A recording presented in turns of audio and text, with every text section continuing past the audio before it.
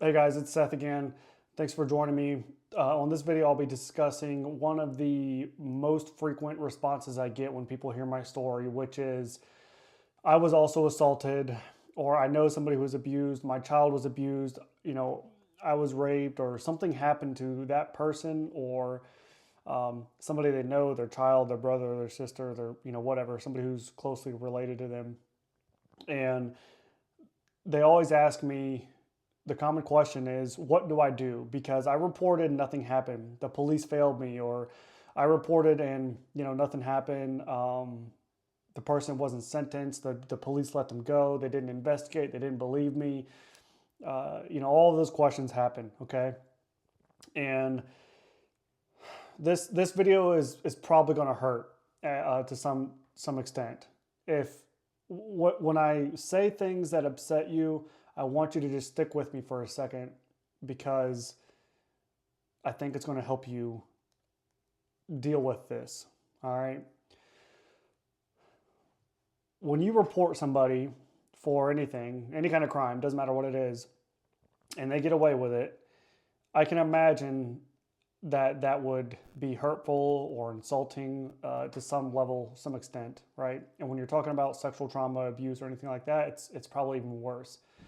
So I totally empathize with everybody who was going through this reporting process, or they have reported and they didn't get the outcome that they wanted. I just want to be clear about that up front. Everything that I say from this point forward is not without empathy. Okay, I am totally understanding of your pain and like the betrayal and all of those things. I totally get where people are coming from when they ask me these questions. Okay, so I just want to be clear that I'm not saying this from a place of misunderstanding or anything like that. With that being said, when you report these things and somebody walks, okay, somebody gets away with it, somebody gets away with the crime that they did to you or somebody you know, that happens for a variety of reasons. And I'm not a legal professional, I'm not a police officer, I have no really expertise in this, but I know that those things happen for a variety of reasons. I reported the man that abused me and another kid. He abused us for about 10 years between the two of us, and he was sentenced to 10 years in prison. 10 years, that's all he got. And he should have gotten a life sentence for what he did. I mean, he should have never been able to walk the streets again. I would, so yeah, I'll leave it at that. Fortunately for me, he died in prison before he was released. But for those who have reported and they did not get the justice that they wanted, here's the thing. Whether you get like straight up front, okay, whether you get justice or not, that is not going to fix your problems. It's not going to fix what happened. It's not going to fix how you feel about it. It's not going to fix the future. It's not going to fix anything. It's not going to fix you, which is the most important piece of the puzzle, okay? If you were brave enough to go out there and report, if you were brave enough to say something, I mean, I'm so proud of you and I'm thankful for you. But reporting doesn't do anything for you, like in the healing side of things. You have to go out and still take care of yourself from that point forward. I reported my abuser and he went away, and people, having a bunch of nice things to say about me for doing that. But I lived the next 15 years of my life in misery and victimhood and just, resentment and depression, anxiety. I lived the rest of my 15 years after reporting feeling like total shit because I did not focus on myself. All I did was report and moved on. Okay. So I'm just going to tell you, reporting and getting like so-called justice, it's not the magic pill. So if you reported and nothing happened and that person's still walking the streets and they're free and they're unscathed, like that does suck. Like, just to be clear, that's unfortunate. With that being said, you have to make the option, you have to make the decision, the choice to move on. And you did what you could do, right? The only thing you can do is what is in your control. So you do what you can, you control what you can control, and you let the things go. All right. And I know that's easier said than done, but that is how you're going to get on with your life. If you sit around for the rest of your life saying, I'm not ever going to give up until this person is punished to the max extent, well, if that's the case, then put your head down and do what needs to be done to make that happen. With that being said, don't let that ruin your life. Don't let it consume you to a point that it's going to ruin your life. Okay? Going through like hard times, it sucks. It's very tragic, but the tragedy is in what we do afterwards, right? And most people live these miserable, self-loathing, depressing lives because they can't get over what happened to them. And I'm speaking from experience here. I lived that life for a long time, and I'm so thankful that I got out of the hole, which is the reason why I'm here talking to you now, if you're listening, is to tell you, you don't have to live like that. Like, that's a choice that you're making, to be pissed off and to be resentful and to be angry and depressed about the things that happen to you or somebody that you know, whether it's your child, whether it's yourself, somebody, whatever the situation is. So you have to make that choice, that decision to move on and to forgive, maybe not forget, but at least to forgive and to move on with it and say, hey, look, I did what I could. Nothing happened. That's unfortunate. I'm not going to let this ruin my life, right? People get away with crimes every single day. And, you're not special, right? You're just not. Whatever happened to you, it's happening to other people. There are worse and less worse things that are happening to other people. So you are not special. So what happened to me does not make me special. I am not special because of all the things I went through. There are other kids that go through that shit too. And once I realized I'm not special, that other people have hard days and bad times, that helped me really get past and get over my ego. And that's part of what this is, right? When something happens to you, your ego is so attacked. Your ego is so attacked because you were violated and you were abused in the worst way. So it hurts your freaking ego, and as it probably should. But being able to let that go is going to help you rebuild yourself. Okay? I think that everybody should report. I think it always should be reported. But sometimes people report too late. And there are some things in the legal system that, the timing matters. And if you can't wrap your head around that, then I would encourage you to really think about that, okay? The timing does matter. We can't just go to the police and say something happened to us, and then the police go down there and arrest the person, and then that's it. And they're like, oh, we got to believe him. They're a survivor. The person said they were assaulted. We got to believe them. We got to believe them. That person's guilty. We can't do that. So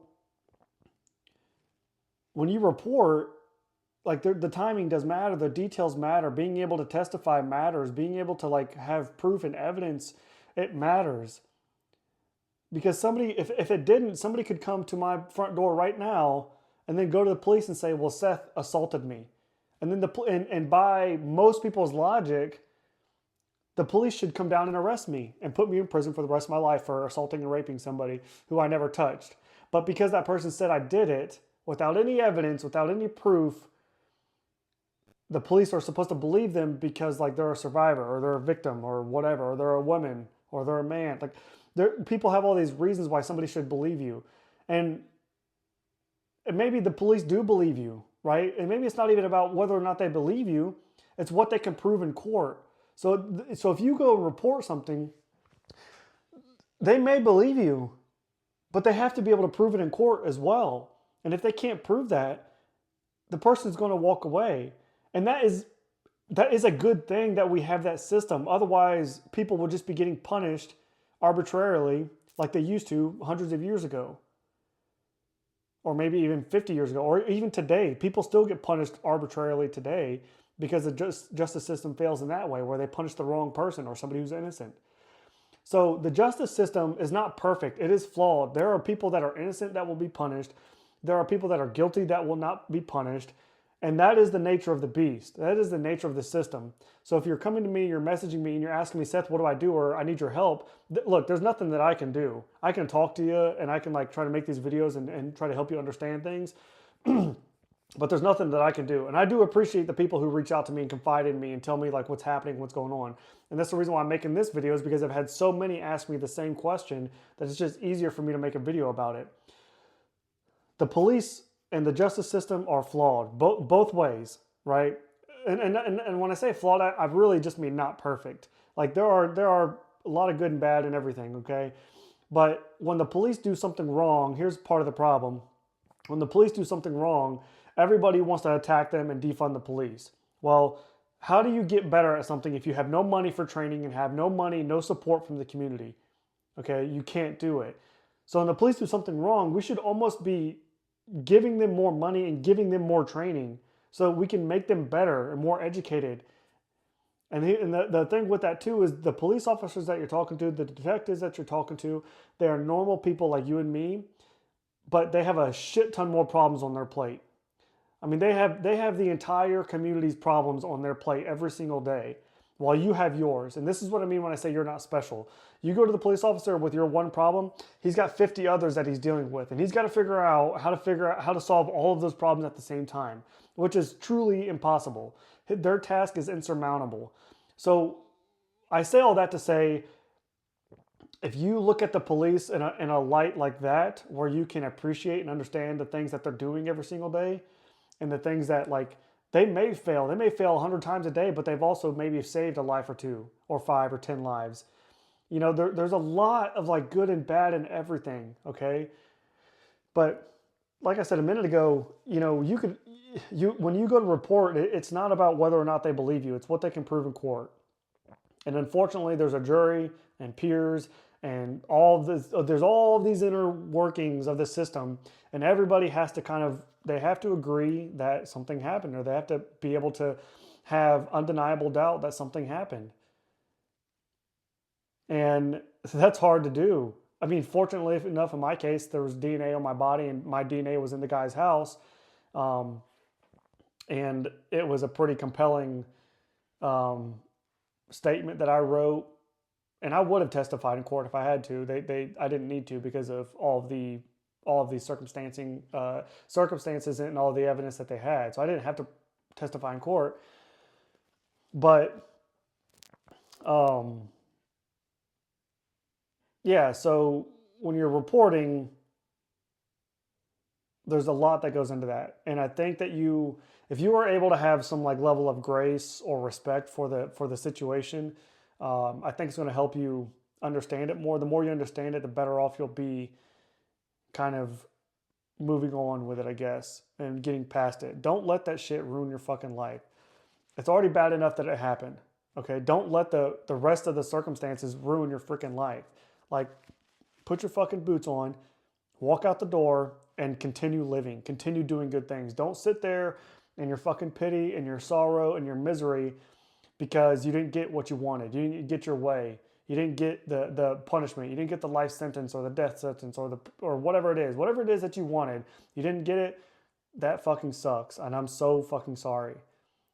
But it is now your responsibility on what you do with that moving forward. I mean, do you let it eat you up for the rest of your life and you just live the rest of your life in hell and misery? Or do you decide, okay, like this fucking sucks, but I'm going to do better now. I'm still going to live a good life. I'm going to live good things. I'm going to do good things for my family. I'm going to do good things for my kid. I'm going to do good things for other people. I'm not going to let this ruin my life. So have that mentality, like work on that mentality. And that takes effort and discipline and consistency. That's not like something that you're just going to get overnight. That's going to take time to develop and really think about. And if you're still here after listening to all that, you'll be fine for the rest of the conversation, because I know that shit probably fucking hurt. And there's a lot of people that are going to watch this. They're going to see those last like 5 minutes that I just talked about, and they're going to drop it in the comments about I'm a piece of shit or something because of what I said, you know. And it is what it is, man. But the truth of the matter is you control what you can control, and that's it. You got to let the rest of the shit go.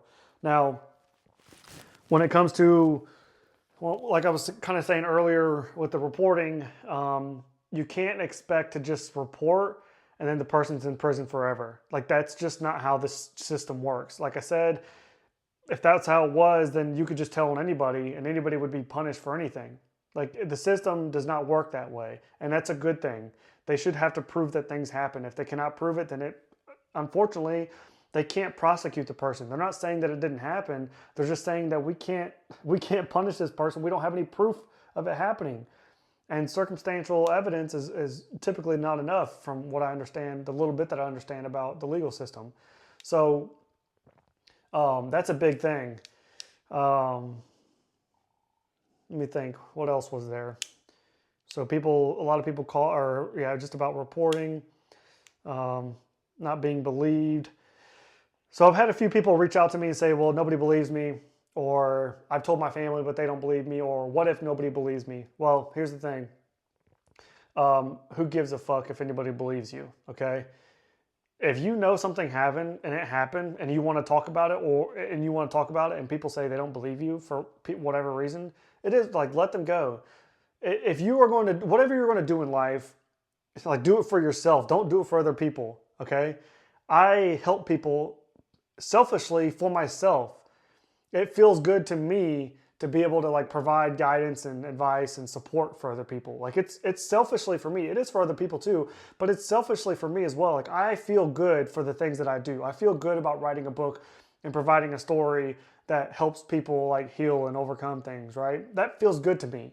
And it feels good to that person too, to know me or to listen to my story or to read my story. So like, although I'm doing things for other people in that regard, it is also for myself. And so when I say, like, if you're worried about people believing you or not, like, you get on social media and start talking or you tell your story and people don't want to believe you or whatever, like, that's fine. There's plenty of people in my comment section and on videos that I've been on who don't believe me and think I'm a liar and or whatever, say whatever comments they want to say. It doesn't bother me a bit. Like, let them go. They have no impact on me whatsoever. I don't care. I don't care what anybody's comments say, good or bad or negative. The good ones, I appreciate them. The bad ones, I don't care about. But even with the good comments, you can't let the good comments inflate your ego so big that, like, you think you're this, and you think that you're bigger than what you are, okay? Like, pat yourself on the back, don't break your arm, right?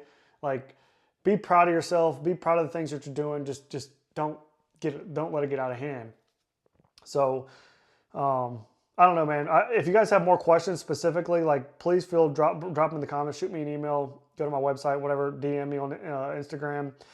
I will try to provide as much context and answers and solutions that I can. I cannot fix the system. I cannot fix what happened to you. All I can do is tell you what worked for me and what I think would work for you if you choose to do it.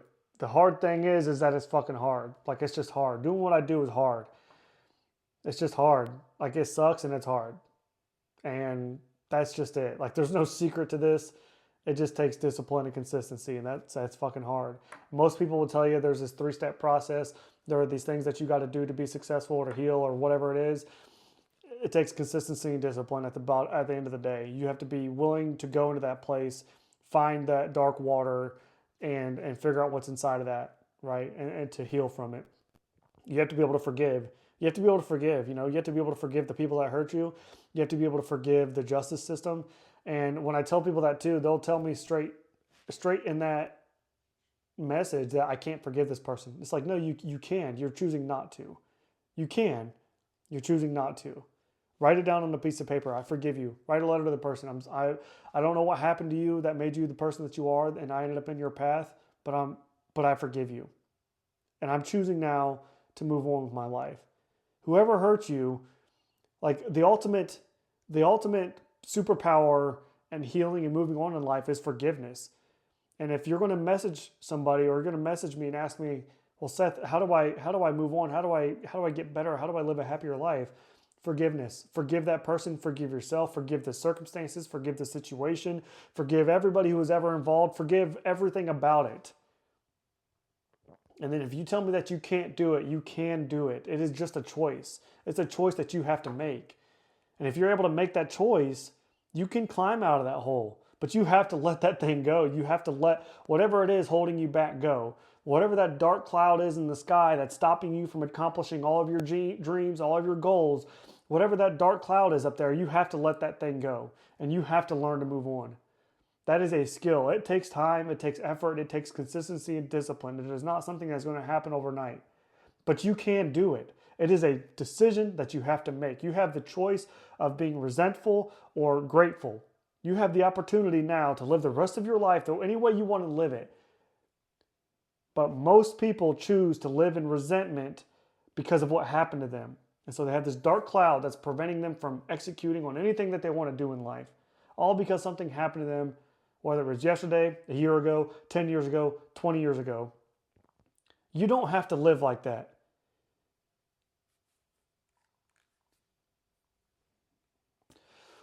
Thank you guys for watching. If you got more questions, please drop them in the comments. Shoot me an email, comment, DMs on Instagram, whatever. Appreciate you guys. See ya.